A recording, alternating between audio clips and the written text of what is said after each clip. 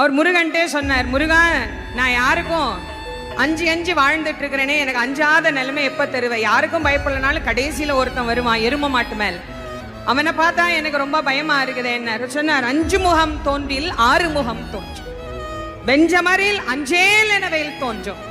யாருக்கு நெஞ்சில் ஒரு கால் நினைக்கின் 2 காலும் தோன்றும்.